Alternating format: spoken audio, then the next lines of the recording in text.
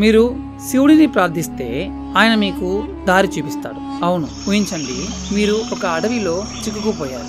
చీకటి పడుతుంది, మీ ఫోన్ పనిచేయడం లేదు. మీరు తూర్పు వైపు ప్రయాణించాలి.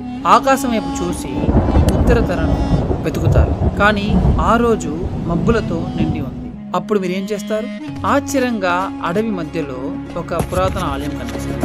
ఆ ఆలయం లోపల మీరు లింగం రూపంలో శివుణ్ణి చూస్తారు. కానీ ఆగండి, మీరు సైన్స్ ను నమ్మే వ్యక్తి కదా, ఇలాంటి మాయల విషయాలను కాదు కదా.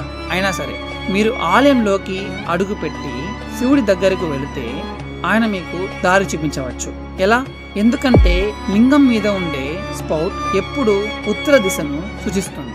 అవును, ఎప్పుడు. మరియు యోని దెబ్బతిన్నా లేదా లేకపోయినా మరొక సూచన మీకు సహాయపడుతుంది. జాగ్రత్తగా చూడండి, లింగం మీద చెక్కిన రేఖలు ఎప్పుడు తూర్పు వైపు ఉంటాయి. అంతేకాదు, మీరు పవిత్రమైన నందిని చూస్తే అతను ఎప్పుడు తూర్పు వైపుకే ఎదురుగా ఉంటాడు. అందువల్ల మీరెప్పుడైనా భారతదేశంలో లేదా ఏదైనా పురాతన హిందూ ఆలయం దగ్గర దారి తప్పిన శివుని వెతకండి.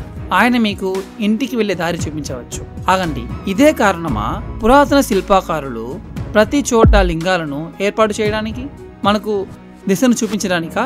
పురాతన జ్ఞానం కోసం ఆసక్తిని కలిగిన వారైతే నన్ను ఫాలో అవ్వండి.